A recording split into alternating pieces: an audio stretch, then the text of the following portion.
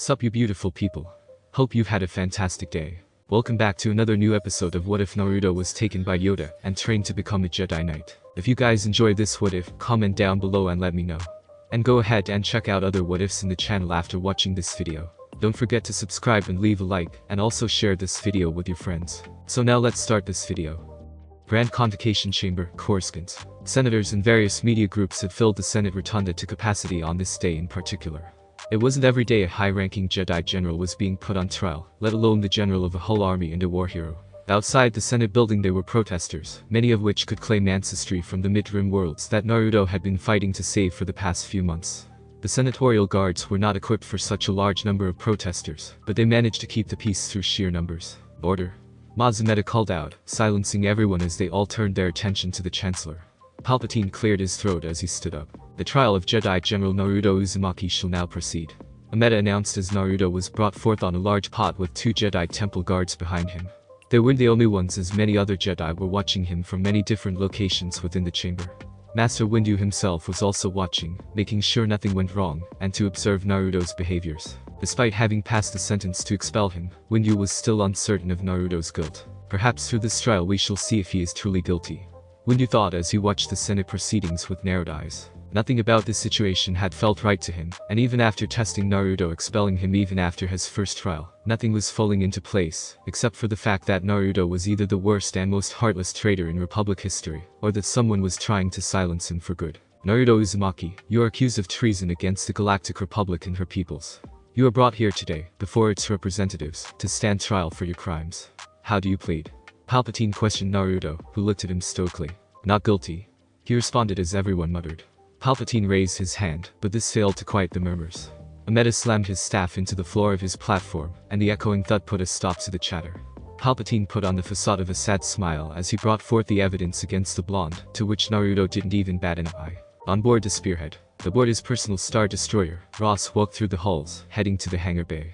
What he was about to do, what they were all about to do, would brand them as traitors to the Republic. A brand which had no expiration date. Every single one of them knew the weight of their actions, and they were fine with it. They would rather betray the Republic than their brother in arms. I assume everything is ready. Ross questioned as he entered the hangar bay to find King, Blitz, Fang, Flash, Fox, and Stoic, all wearing custom Mandalorian armor of various coloring and design. Ready as we'll ever be. King stated before putting on his helmet, with a bold red stripe painted around the visor, as Ross nodded before turning his attention to the bounty hunter. Can someone tell me why we're wearing this armor again? I mean, don't get me wrong, it's a lot more comfortable than that crap the long necks gave us, but I'm not the biggest fan of white on Durasteel Grey. Doesn't match my colorful personality. Fang joked about his dull color scheme.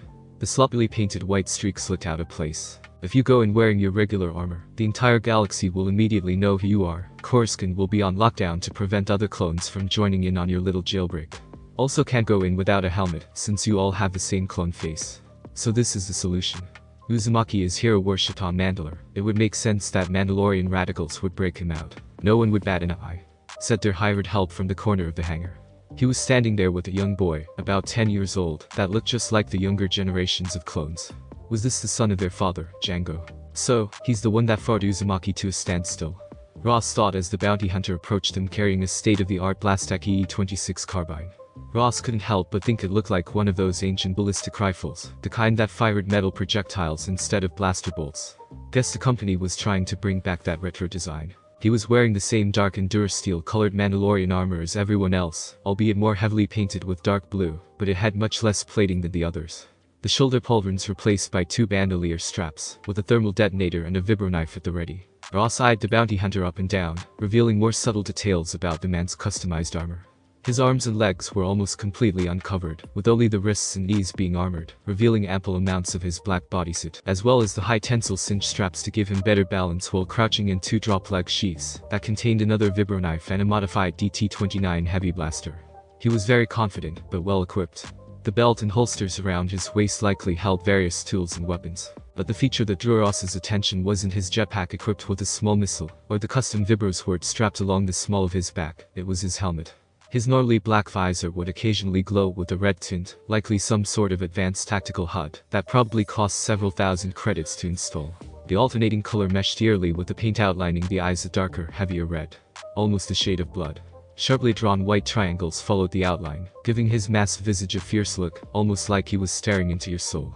He had other red and white accents throughout his blue and gray armor, and even a strange white and red circular symbol on his back and forehead, but his visor was more intricately detailed than the rest of his outfit combined. "It's now or never, sir," the bounty hunter stated to his boss respectfully as everyone nodded. Ross wasn't paying for things, but he was put in charge by the senator that was, which made him a VIP. Ross and the captains made their final peace with leaving the Republic for good, as there would be no turning back once they boarded Slave Eye. "You coming too? You know it's going to get a little hectic down there?"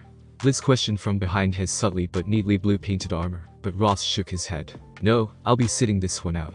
I might not slack on my basic training, but the senatorial guard is a bit too much for me. I'm going to be stealing my own money back, and for that I need to hack into a financial systems terminal on Coruscant. Just drop me off near the banking sector," Ross stated. After they liberate Naruto they would need money. Ross had that, but the Republic was insistent on keeping it from him until after Naruto's trial. That wasn't part of the deal. "My only job is to break out Uzumaki, nothing more," the bounty hunter protested. "Extra work costs extra. The payment was transferred into my account to keep suspicion off of our benefactor. So if you want to get paid, you'd better do as you're told, bounty hunter," Ross commanded fearlessly.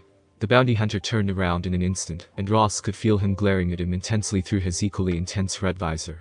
Ross's demeanor quickly changed, and the bounty hunter backed off. "I'd better get paid in full after this, plus an extra 500 for this little road trip addendum. If not, it's you, I'm coming for you next. Bounty hunters don't do anything for free." The Admiral nodded with a slight gulp as the ship slowly lifted before exiting the hangar of the Star Destroyer. "Operation Lights Out is a go," the green-clad fox spoke into his transmitter. Toad, in temporary command aboard Ross's Star Destroyer, would now be ready at any given moment. It had a part of its own to play, but for now it would stay on high alert until the time came for it to arrive at Coruscant. When dealing with matters of treason, it was better to be over-prepared than not prepared enough. Their destination wasn't far, as Ross had his Star Destroyer move into a nearby system. His reason for redeploying his flagship was simple: maintenance. Given that he was the highest authority in the 10th Army as of now, it was rather simple to pull strings along and see to it that his ship was scheduled for repairs. No flags would be raised if a ship scheduled to arrive just so happened to show up during a high-priority jailbreak. They were two completely unrelated events, and that falsehood would be obvious to anyone. At least anyone in the CHDF. They weren't the brightest bunch in the Navy, and the dots wouldn't connect until it was too late. Of course, they would definitely realize the duplicity when dozens of Star Destroyers and other smaller ships start to hyperspace in and open fire on the garrison fleet, but by then the planetary shield would be down, and Naruto would be safely aboard the spearhead, ready and waiting to jump into hyperspace. "Remind me again why he's coming along." "He wasn't in the plan." Flash, his armor accented with gold, questioned as he sat in his seat. The bounty hunter turned to the clones. 6 guys wasn't enough to break into the Senate building on high alert. We'll need at least 7. Initially I had wanted to get another bounty hunter, you might know him, Cad Bane, to work with us. But given that the target is wanted by most of the galaxy's criminal underbelly, he declined the offer, and my 2nd, 3rd, 4th, 5th, and any and all of my choices went out the window very quickly. So your buddy here is coming along instead. Besides, this means I don't have to share a cut of the take," the bounty hunter stated as Stoic looked at him, well, stoically, behind his armor that was practically smeared head to toe in black paint. "Why are you helping us if this mission is so unbelievably dangerous?" Stoic questioned. If Bounty Hunter had wanted the general dead at one point, then why was this man helping them now when it was the most dangerous time to go after Naruto? "Because you're paying me almost as much as I've earned in the past year for this job. Besides, if you lot anything as good as I hear, Sparky, we'll cut Senate security to ribbons," the bounty hunter responded. Stoic's brow furrowed in annoyance at his new nickname. That had better not stick. He could tell the bounty hunter was telling the truth though, but Stoic suspected he had other reasons as well. The history between him and Uzumaki was complicated, to say the least. Ahsoka scene with Yoda. Ahsoka Tano walked the temple halls with her head hung low. After the debacle in the prison, she had been reprimanded harshly and let off with a stern warning. She felt helpless. Not just because she couldn't get through to Naruto, but because she was bombarded with several visions during her trial on Island, and she was hoping to have her many questions answered before everything started to fall apart with Naruto's alleged treason. In their brief meeting, Naruto seemed to recognize the village she saw, but how exactly? Why? And what did these visions mean for her specifically? If Naruto wouldn't give her any answers, then there was one Jedi who all others turned to in times of confusion. Grand Master Yoda. Ahsoka had set a time to meet with him, and she was on her way now to seek his guidance. As she stepped into the darkened room, Ahsoka began meditating to pass the time. She had tried reaching out to the Force several times before, but it failed to give her any answers. Instead of continuing to waste effort on it, she meditated on the Force in general. Perhaps it would indirectly answer her questions. Master Yoda? She questioned as someone entered the room. Yoda responded with a hum as he walked to his chair. He sat there, meditating like her, something he had been doing a lot since Naruto was expelled from the Order. Naruto was another one of Yoda's students who had supposedly betrayed the Order. It most likely extracted a heavy toll on the old Jedi Master, considering his own Padawan, Dooku, had also betrayed the Order. Master? Ahsoka asked, but Yoda remained silent. She had hoped that Yoda would give insight to what she had witnessed, given that she was having a hard time understanding them herself. But he seemed more distraught than her. She was about to get up and leave him to his privacy, but finally he opened his eyes. Questions do you not have of the visions you saw in the crystal caves?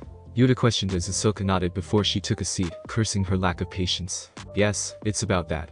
I saw burning villages, war, lots of dead Mandalorians. Well, I don't know if they're Mandalorian, but they were wearing Mandalorian clothing. Anyways, there was a pale-skinned woman with this freaky red eye on her forehead. She looked like a rabbit at the center of it all. Ahsoka started to go into the details of what she had seen, recalling them as if she was there. Yoda in the meanwhile thought over what she was describing. Had she seen visions of Naruto's homeworld?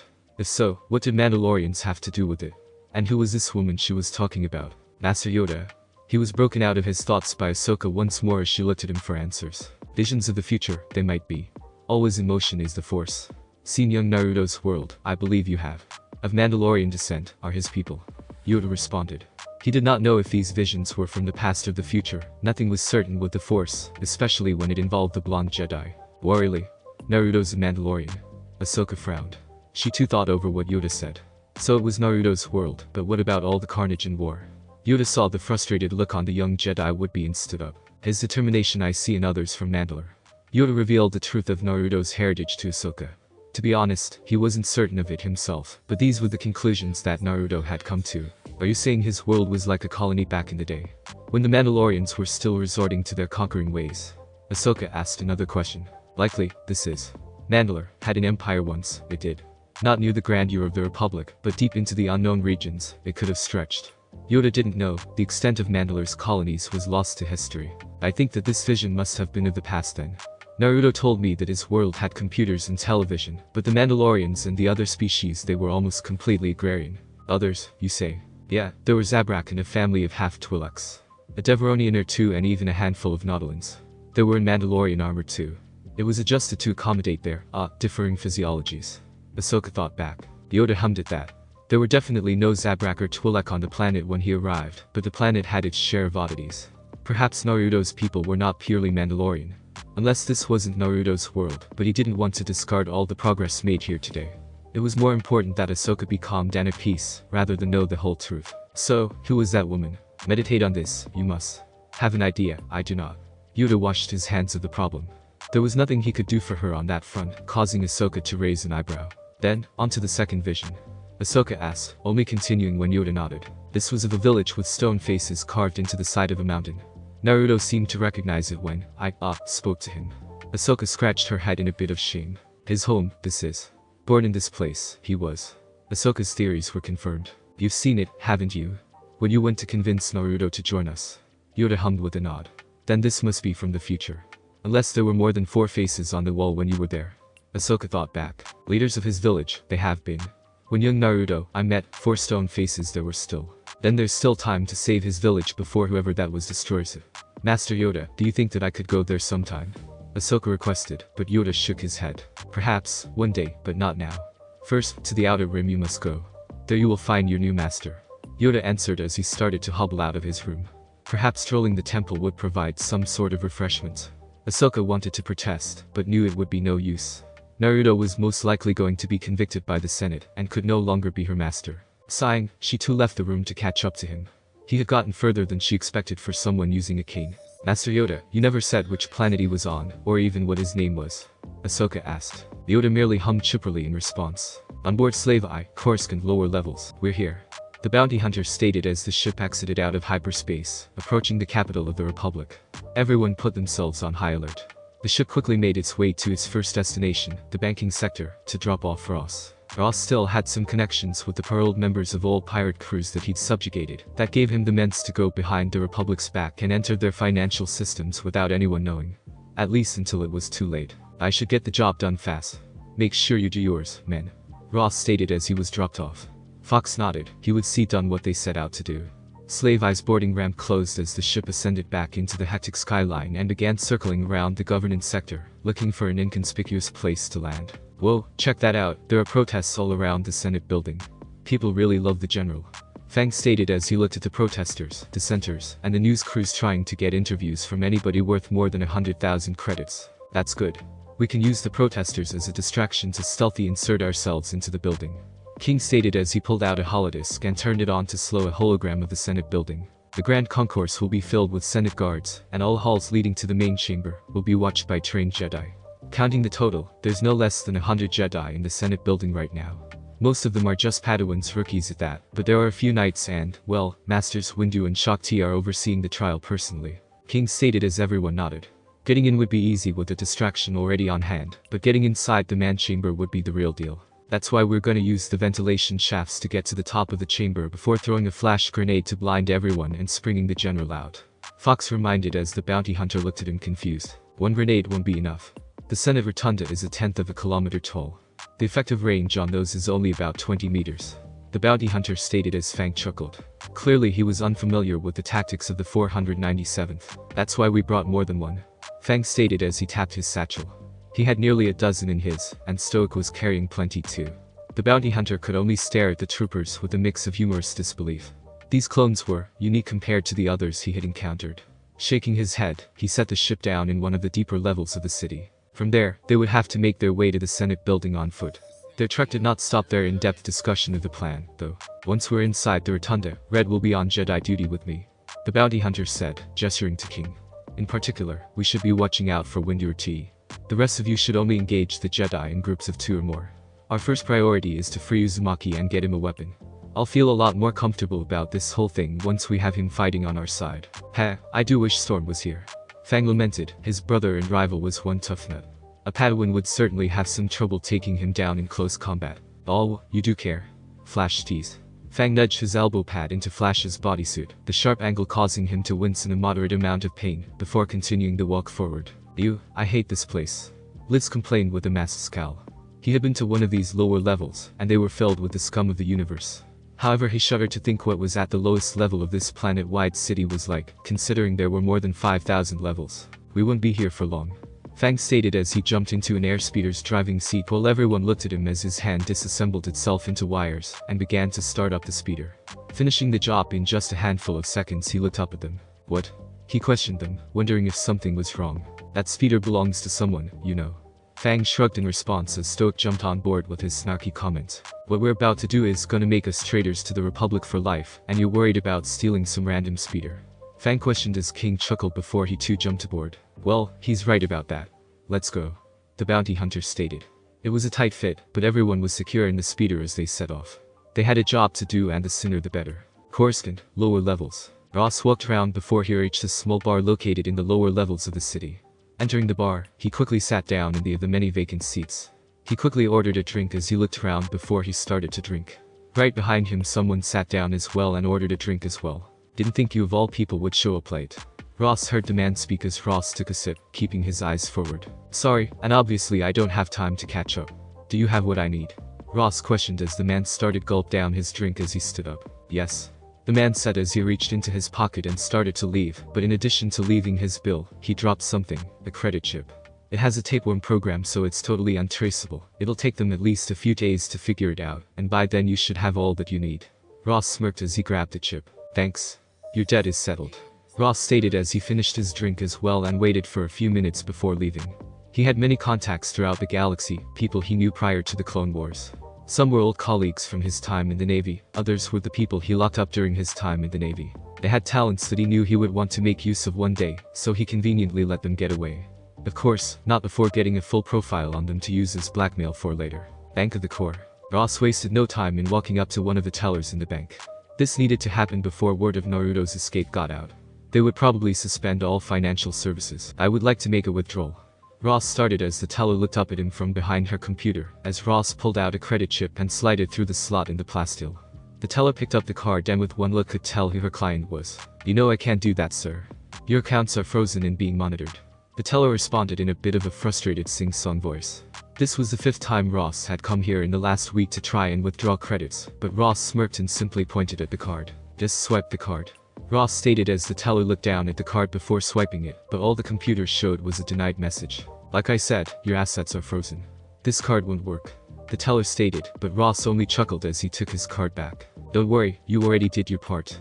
I'll do the rest, Ross stated as he walked away and exited the bank before heading into a small restaurant and sitting down to begin his work. Pulling out a datapad and combining it with a typing peripheral, he smirked as he saw his plan already in motion. The card she had swiped contained a code that would allow him access to the inner workings of the bank systems. Now he just had to bypass the last few bits of security and transfer his credits to a private bank not connected to the Republic in a major way. Why don't we leave a surprise for some of those pompous senators as well? Ross stated. He was sure that they wouldn't miss a few million credits from their accounts.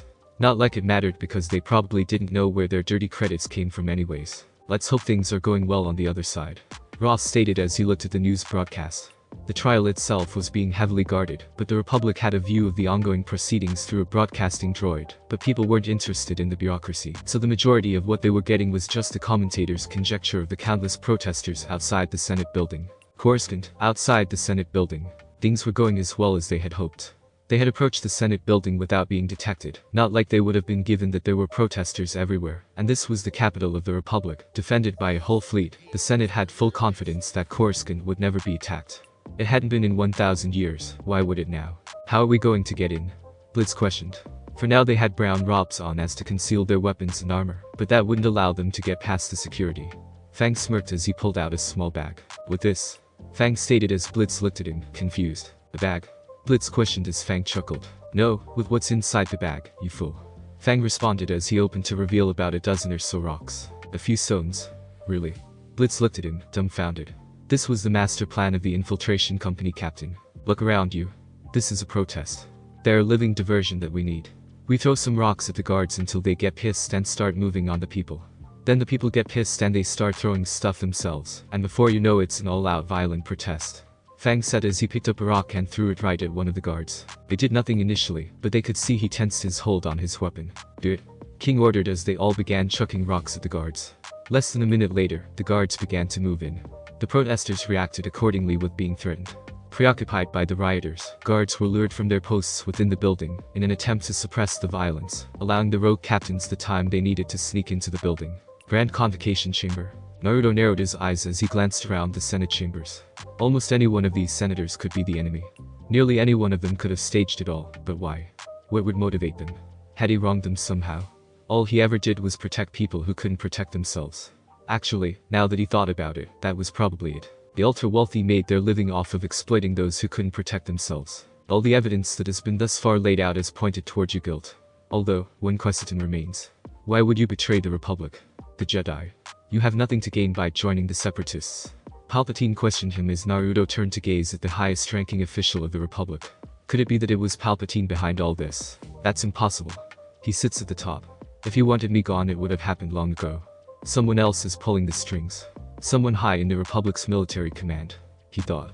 While Palpatine was the highest-ranking military official, he wasn't the only candidate. There was only so much an old man in Coruscant can do when there was a galactic war. There was a conspiracy against him, and no one was believe him. For the last time, I did not betray the Republic or the Jedi. Naruto responded with the same answer as before. This trial was just being dragged on to make it seem as if it's fair trial. It was all a farce. But as the evidence clearly Palpatine started by Naruto cut him off. The evidence is bullshit. Can't you see? The course could, why can't all of you? This trial, this war, this is all part of a greater conspiracy to destroy the Republic. To remove me from command and to stall the Republic to prolong the war. Do you know what happens in war? People die. People suffer. People get desperate. They start to look to options they never even considered before. While you sit there and judge me as a traitor to the Republic, its true enemies plot to destroy it from within. Are you so blind as to become a puppet of this enemy? Palpatine. Naruto questioned Palpatine, who frowned, but on the inside he was seething with anger. How dare this upstart boy think that I'm the puppet? I'll show him who's the puppet. Palpatine thought. He had compassed this war. He had orchestrated everything from the shadows. He had killed his master to achieve what the Sith couldn't for 1,000 years. And he was the de facto leader of both the Republic and the Separatist Alliance. He was the chess master, not the pawn. Sensing the end of the trial was drawing near, Naruto took a moment to speak directly to the broadcasting droid. Please listen, people of the Republic, those of you who are experiencing this war firsthand. I've been there, I've seen you struggle throughout the mid and outer rims. This war doesn't need to be yours. Naruto pleaded to the masses, hoping that he could, in his last moments free, at least save some from the fates he had seen across the galaxy. You're the people, you ultimately get to make the decisions, right? Well, it's time to make the most important decision of your lives. It's time to leave the Republic before it's too late, and there's not a shred of democracy left to be had in this festering hellhole that we call a Senate. There was a round of boos from the core worlds and corporate sector senators to no one's surprise. The loud thought echoed throughout the chamber. Silence. The accused will not speak unless spoken to by order. Mazumeda attempted to salvage the situation with subsequent calls to order, but it was too late. The Senate was in an uproar, but Naruto felt he had one last bit to say before he was lost in the roar of the crowd. Not every senator is guilty of corruption, but the ones that are guilty to the greatest degree. There are those within the Senate plotting the downfall of the Republic. The downfall of freedom and democracy. The downfall of the Jedi Order and of myself. You can't escape them from within the Republic, but you can escape them outside of it. With that, the Senate descended into total chaos. Mace couldn't help but imagine the situation outside, which he had been informed had turned violent a couple minutes ago. That's enough of the charade. Naruto spoke to the Senate one last time. Just kill me and be done with it. The blonde was content that he may have at least saved a handful of people from the conflict. Palpatine paled, but not in fear like Naruto thought, but in rage. Even in defeat, this boy was grating on his last nerves. Oh, he would kill him alright. He would visit him in a very secluded cell, and make sure that he knew the true power of the dark side. As the trial kept dragging on in part to the efforts of a small, but now extremely vocal minority of senators, farther from the who spoke tales of Naruto's heroism, Mace Windu kept observing Naruto intently. His last outburst had merit, even though it was buried under frustration. Naruto was by all accounts a war hero, and the people loved him, if the rioting outside told him anything. One thing's for sure. I sense a plot to destroy the Jedi. I get the feeling that Naruto is just the first of many. He thought as he stroked his chin and looked down over to Shakti, who was conversing with a Jedi basilisk named Punk Krell, if he recalled correctly, who looked troubled and was seeking her counsel. She had always suspected such a plot after Qui-Gon was killed by Darth Maul, and after what Dooku had told Obi-Wan. While Obi-Wan and most others had dismissed it as Dooku playing with their heads, Shakti did not, and now Windu was beginning to feel the same way. The two of them took the Sith threat far more seriously than anyone else on the council, and it was time to start poking around the Senate to see if he could ruffle the spiders from their nests. I believe it is time that we come to a decision. Mace was broken out of his thoughts as the Chancellor announced that a verdict was to be passed down. Naruto sighed as he looked up at the Chancellor during the collection of votes. They wouldn't believe him, not one bit. Even if they somehow did, it was definite that the voting machines would be rigged. Someone wanted him gone, and it would seem that they would achieve their goal after all. General Naruto Uzumaki, for your crimes against the Republic, you have been the Chancellor didn't get to finish, as a couple dozen metal orbs began to freefall from the ceiling vent. Mace recognized them and immediately moved to cover his eyes, but it was too late. Palpatine sneered in realization when a series of thunderous explosions of bright white light occurred all around the chamber, rendering the entire rotunda blinded and deafened, at least temporarily.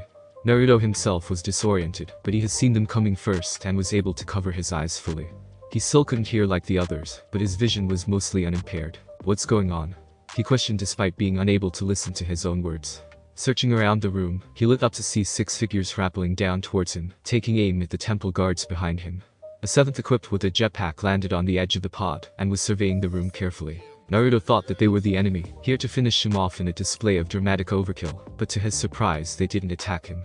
The one with white paint said something that Naruto's deafened ears only registered as muffles, but he did notice that had a prosthetic arm.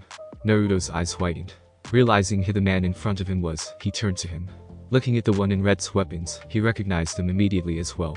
For a few seconds, Naruto just looked around the room at the incapacitated senators, standing silently. Naruto thought it over quickly, and finally decided that he would not fall victim to the judgment of the corrupt Senate after all.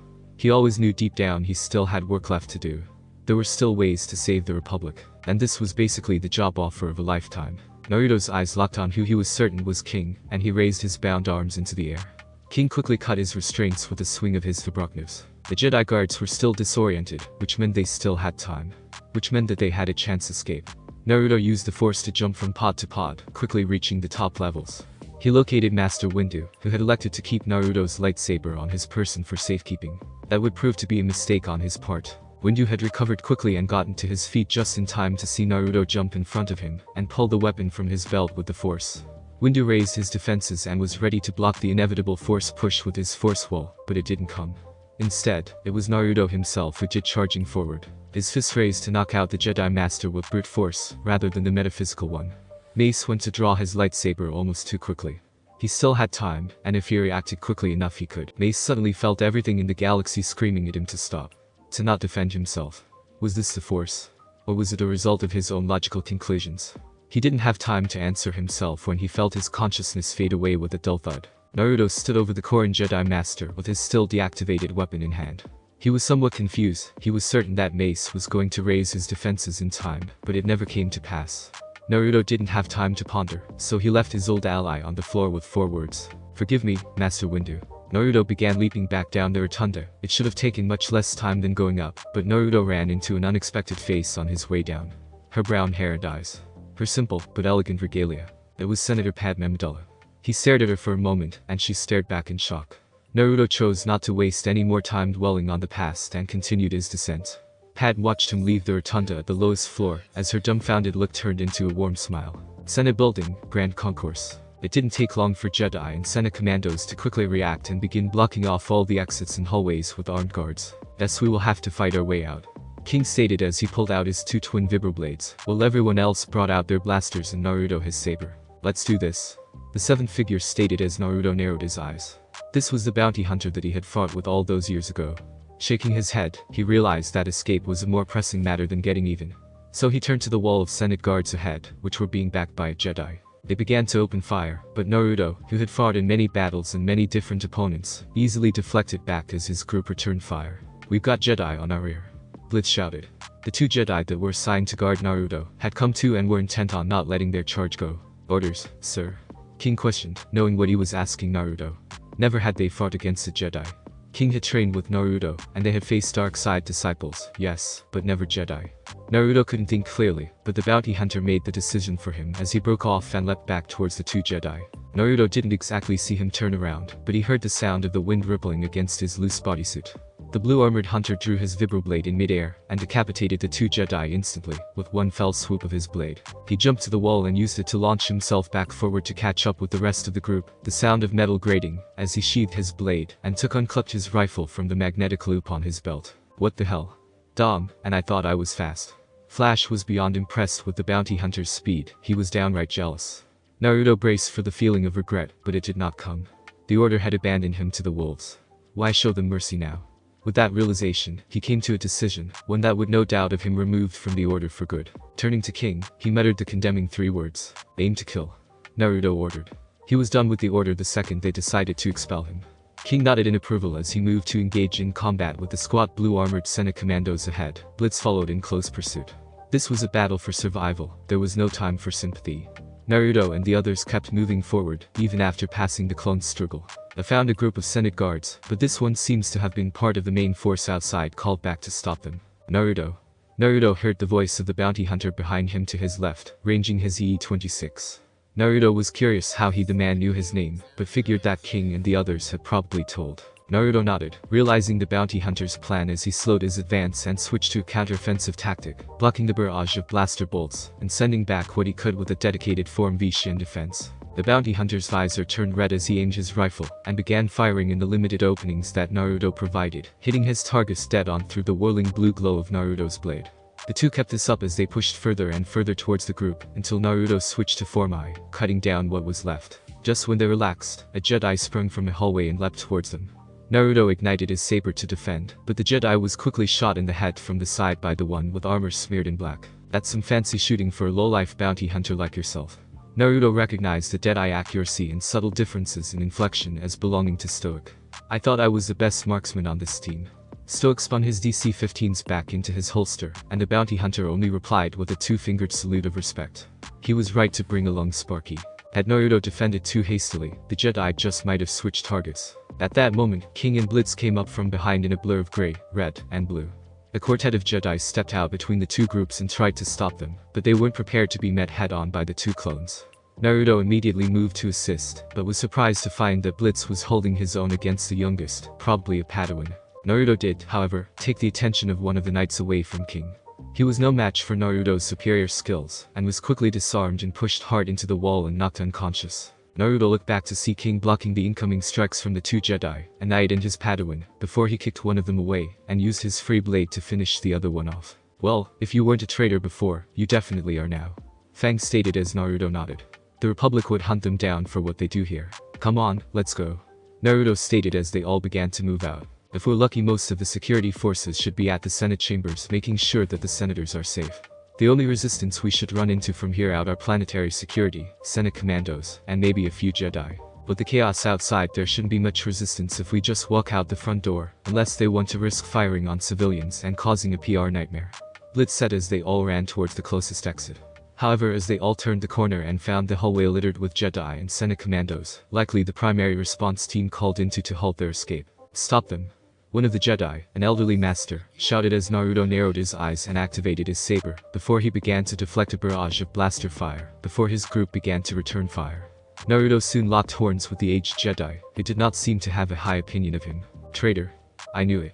The Jedi shouted, but Naruto narrowed his eyes as he pushed the Jedi forward, before spinning above him with an advanced form IV cadence, and impaling his saber right through his back. Naruto couldn't see the master's shock at his quick and easy defeat. No longer wanting to fight for a corrupt government that wants me dead for doing my job doesn't make me a traitor, was all Naruto stated as he pulled the saber out and began to push forward, ready to take out the next Jedi in line. King, Blitz, Fox and the Unknown were taking on what Naruto counted as 7 Jedi, while Flash, Fang, and Stoic saw to the commandos. These Jedi were almost laughable, barely able to match the skills of 2 ex-clone commandos and a bounty hunter, albeit someone apprenticed to the most renowned bounty hunter in the galaxy. One after another Jedi fell to the battle-hardened clones. The nameless hunter had taken down 3 knights by himself and was working on a 4th. King and Blitz used their impeccable teamwork to down another 2, and despite struggling for a bit, Fox borrowed one of the bounty hunter's Vibrochnivs to get a lucky kill on the last one. Naruto was both impressed and upset by the speed at which the Jedi had been dispatched. These Jedi were young, even younger than him, and had probably been promoted from Padawan early to take a more active role in the war. Naruto turned his attention to the firefight, and decided to end it quickly with a massive force push, throwing the Senate commandos into the wall, breaking and bruising ribs with the excessive force. Naruto didn't think he'd thrown them that hard. That's when he felt a familiar, menacing sensation. Damn it, Kurama. Quit messing with me. I don't need your help. Naruto was getting irritated by Kurama's near-constant interference. He wasn't sure how much of the seal was left intact, but it was weakened enough that the fox's chakra was leaking out almost constantly. He would have to deal with this before too long. Observation platform, Senate Rotunda. Mace Windu rubbed his temple as he groaned.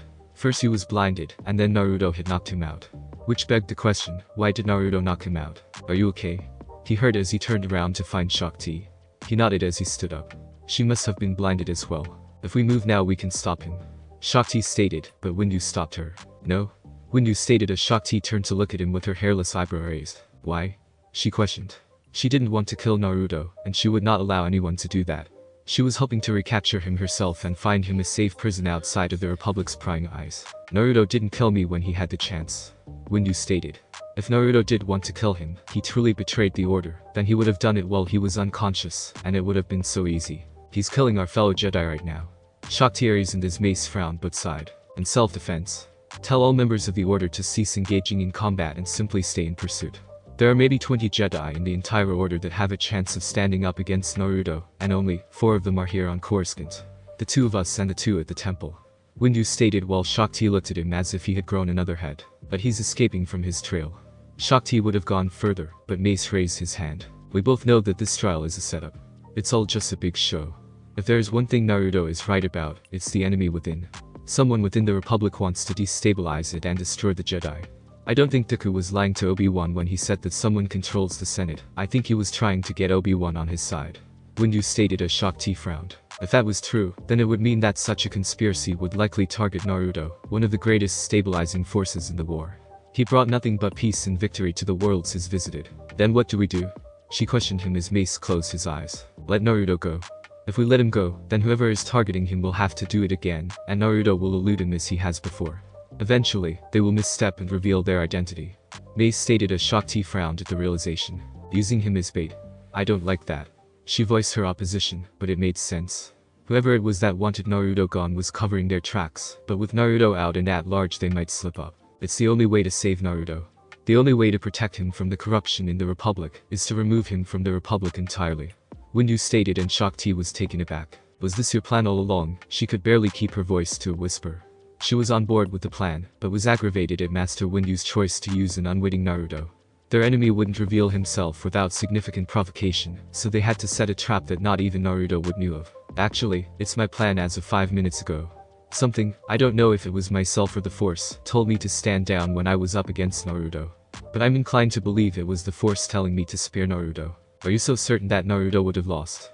He did catch you off guard. I'm sure it would have at least cost me an arm or an eye, but he's still got a few years to go before he can match me.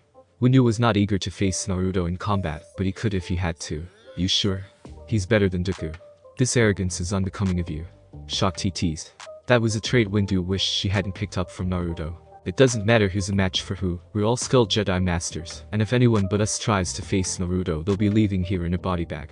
Give the order to stand down before that happens. Mace, Windu urged. It's already done. I told them to stand down before I came to wake you, she said with a slightly mocking smile. Mace was beginning to wish she had activated his lightsaber. Grand Concourse, ground floor. Great progress had been made as Naruto had cut through several Senate commandos on his path to escape, and sure enough they were reaching the exit. He was beginning to notice a distinct lack of Jedi, and Jedi had even begun fleeing from him. I guess they had wised up to the difference in skill. So, do we have a ride? Naruto questioned his rescue squad as they kept running.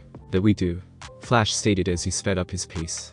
He was the first one to exit the building as he charged past the guards, blasting them with efficiency.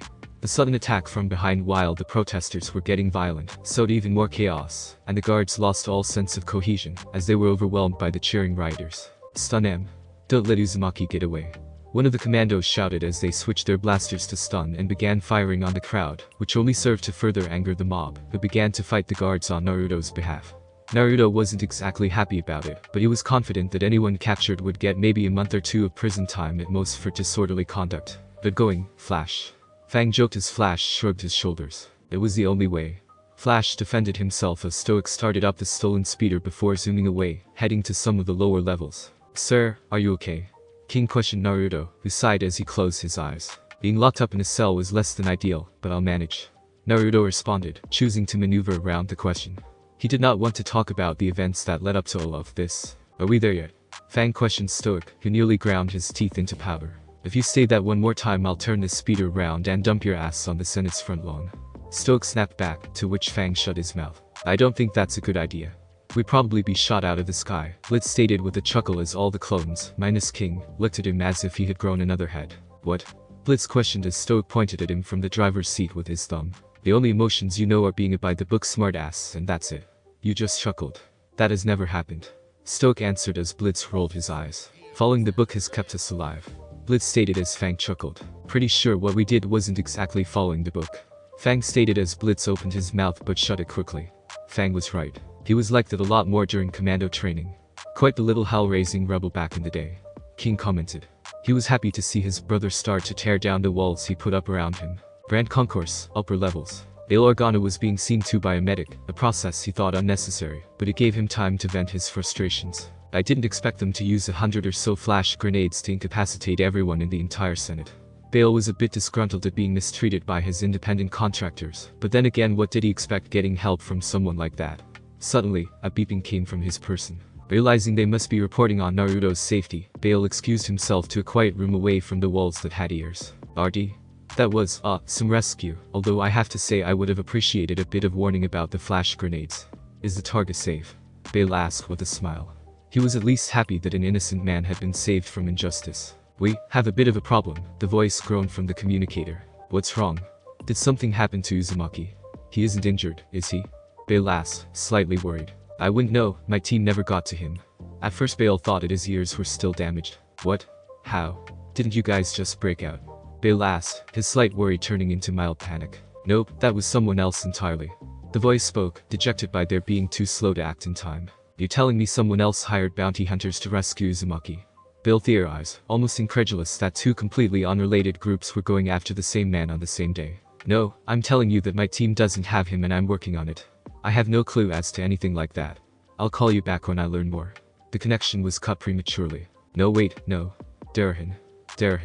Bale spoke as loudly as he could without anyone hearing. If it wasn't the team he'd hired, then who had just freed Naruto? Coruscant, lower levels. We're here. Stoic announced as the speeder gently touched down at one of the lower levels where the Republic's influence was almost non-existent. Jumping out of the speeder, they saw Slave Eye with someone else standing near it. Naruto narrowed his eyes as he readied himself for combat, but his eyes widened to find the person to be Ross. Ross, what are you doing here? Naruto questioned as Ross walked up to the group. Why wouldn't I be? I'm the leader of the rescue team. Ross stated as Naruto's eyes widened. He would have never suspected Ross of all people to break him out. But why? Naruto questioned. It was no secret that at many times he and Ross didn't see eye to eye on things, and at one point Naruto had threatened to have him removed from service. Ross sighed as he walked up to the Jedi. I love Siri just as much as you did, even if she loved you more. Regardless, I know that you would never do anything to harm her. I have seen the lengths you would go to keep her safe. I could not allow an innocent man go to prison, or worse. Not for a crime I know he did not commit. Ross stated as Naruto slowly nodded, understanding why Ross did what he did. Thank you, Ross. Naruto was a bit touched. He and Ross had definitely gotten on more friendly terms, but this was a selfless act of friendship. Oh, and the entire Legion has defected from the Republic. They'll be arriving here in a short while to pick us up. Ross casually added, causing Naruto almost to rip. What? Naruto questioned him. What did he mean the whole Legion had defected? To who? What had he missed? Well, after your imprisonment, a good lot the 10th Army was not happy, to put it lightly. The 497th in particular was up in arms, so they, among others, chose to defect over to your side. Ross stated, causing Naruto to look at the clones. But I don't have a side. I didn't exactly leave the Republic voluntarily. Naruto reminded that even if he wanted to go back, he couldn't. Sir, are you sure about that? You have about 20,000 highly trained troops and an ample fleet at your disposal. King interjected. If you don't have a side, make one. As much as I appreciate everything, you guys do realize that you're all traitors to the Republic. If they catch up to us, they'll kill us. Or at least throw us in prison forever. There wouldn't be a trial for anyone. Naruto questioned them as they all nodded. I've no love for the Republic. Hell, I'm just a homegrown experiment that was given a weapon and told to fight a war for a government that paid for my services on credit, and not even to me. Fang stated his version of the truth casually. He hadn't seen the point of the reason for fighting in this war for a while. He was only along for the ride because Naruto was in charge. Sir, we are ready to follow you wherever you go. We are loyal to you first and no one else, King stated. Naruto was quite surprised by the sheer amount of loyalty that his brothers in arms were showing him. They were willing to betray the Republic for him. Not even the Order was willing to stand beside him against the Senate. Your blind loyalty was hastily and stupidly misplaced. Thanks, all of you, Naruto stated with a bow of respect. Truly they were the best of the best among their peers. This is great and all, but we need to leave before they fully lock down the planet, and I intend to get paid in full. The bounty hunter broke the moment, causing Naruto to turn to him with narrowed eyes. Tell me, why would a bounty hunter that had once fought to kill me and has killed many Jedis, be willing to break me out of the Senate? You would pretty much be a target, even within the bounty hunter world. Naruto questioned as the bounty hunter reeled in surprise before realizing he was still wearing his helmet, and there was no way the blonde could recognize him. He switched to his native language and spoke. Well, it's because I know you. This caused Naruto to widen his eyes. He hadn't heard his native language spoken so flawlessly since he was a child on his homeworld. The bounty hunter began to remove his helmet as he reverted to speaking Galactic Basic. It has been quite a while. Those raven black hair and eyes. His sharp angular face. And Naruto swore he could recognize his unmodified voice from somewhere. No way. Naruto thought, in complete denial. Long time no see, Usura Kachi. This caused Naruto to be even more surprised. Only one person ever called him that. No way, he muttered as he came face to face with someone from his past. Thanks for listening. I do hope you enjoyed. If you want the next part of this video, like, subscribe and comment down below, and turn on the bell notification. And also check out other videos that I have created and enjoy. See you in the next video. Peace.